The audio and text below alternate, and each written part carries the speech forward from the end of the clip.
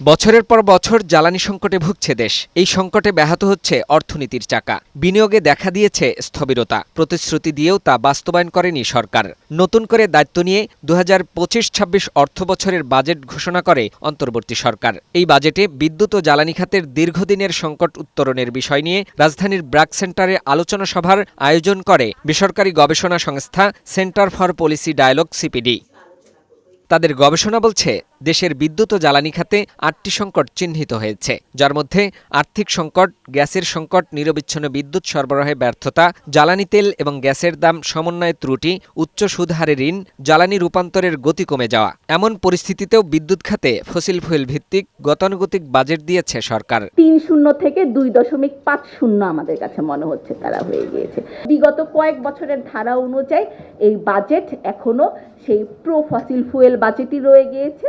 রিনোভেবল energy বা নবায়নযোগ্য জ্বালানিতে budget খুব বেশি একটা আমাদেরকে আশার আলো দেখাতে পারেনি। এই যে শর্ট টার্ম ক্রাইসিস এবং লং টার্মকে বারবার পিছিয়ে ফেলে দেওয়া, এতে আমাদের এনার্জির লং টার্ম এনার্জি সাস্টেনেবিলিটি সবসময় প্রশ্নের মধ্যে থেকে যাচ্ছে। বাজেটে না আসুক, অন্তত নীতি পরিবর্তনের যে উদ্যোগগুলো চলছে সেখানে হয়তো আস্তে আস্তে সেই পরিবর্তনগুলো আগামী দিনে পাবো, অথবা আগামীতে ইলেকশন হলে ইলেকশন ম্যানিফেস্টোর ভিতরেও আমাদের যে যে জিনিসগুলো আনা দরকার জ্বালানি রূপান্তরের জন্য, সেই জায়গাগুলোরও যদি বিষয় বা বিশ্লেষণগুলো আমরা পাই, সেটাও আমাদের জন্য একটা পাওনা হতে পারে। শিল্পোদ্যোক্তারা বলছেন, গ্যাস সংকটে কারখানা অচল হয়ে ১ বছরের মধ্যে ৫০% কারখানা মালিক ঋণখেলাপি হবে। ১ থেকে ১.৫ মাসের মধ্যে কার্যকর পদক্ষেপ দেখতে চান তারা। আনইন্টারাপ্টেড গ্যাস দেওয়া হোক, বিদ্যুৎ দেওয়া হোক, যেটা এখন পর্যন্ত আমরা দাম বাড়তি দামে দেওয়ার পরও আমরা সমস্যার মধ্যে আছি। কয়টা এক্সপ্লোরেশন আপনি করবেন, কবে আপনি অফশোরে যাবেন, কবে ভোলার গ্যাস ঢাকায় আসবে? আমি এই প্রশ্নের উত্তর বাজেটে খুঁজছি, আমি পাই নাই। অ্যাজ এ উদ্যোক্তা আমার ওই কোশ্চেনের অ্যান্সার দরকার। আমি টাকার হিসাব দেখতে চাই না। ৩০,০০০ থেকে ২২,০০০ কোটি টাকায় আমাদের বাজেট ডিক্রিজ করছে। এই ৭,০০০-৮,০০০ কোটি টাকা কেন আমি এলএনজি আনতে ইম্পোর্ট করতে আমার ইউজ করা হবে না? এই মুহূর্তে যদি শর্ট টার্ম প্ল্যানে এলএনজি ছাড়া কোনো গতি নেই, যে যত কিছুই বলেন।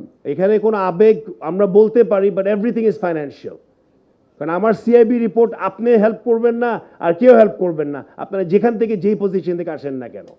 আমার সিআইবি রিপোর্ট আমাকে দায়িত্ব নিয়ে করতে হবে। বিশ্লেষকরা বলছেন, ফ্যাসিস্ট সরকারের পতন হলেও বিদ্যুৎ ও জ্বালানি খাতের ফ্যাসিস্টদের পতন হয়নি। ফলে এই খাতে সংকট সমাধান হচ্ছে না। বলেন, পরিকল্পিত পরিকল্পনা নিয়ে এগুতে হবে আগামীতে। যে সরকারি ক্ষমতায় আসুক তারা তা বাস্তবায়ন করবে। পাওয়ার এবং এনার্জি সেক্টর যেহেতু সবচেয়ে বেশি কার্বন এমিট করে, সুতরাং জিরো কার্বনে যাওয়ার কথাবার্তাগুলো অন্তত কিছুটা রিফ্লেকশন থাকা এখানে উচিত ছিল।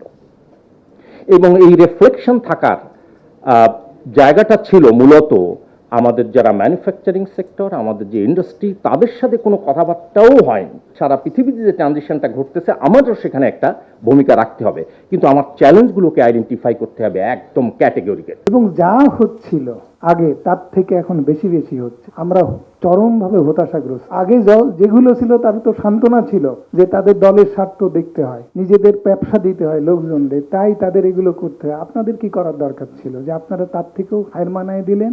পাশাপাশি অভ্যন্তরীণ গ্যাস আহরণের চেয়ে এলএনজি আমদানির নির্ভরতা দেশের জ্বালানি খাতে নেতিবাচক প্রভাব ফেলছে। এজন্য কূপ খনন করার তাগিদ দিলেন বিশ্লেষকরা। ফাহিম মুনাইম, বৈশাখী সংবাদ, ঢাকা।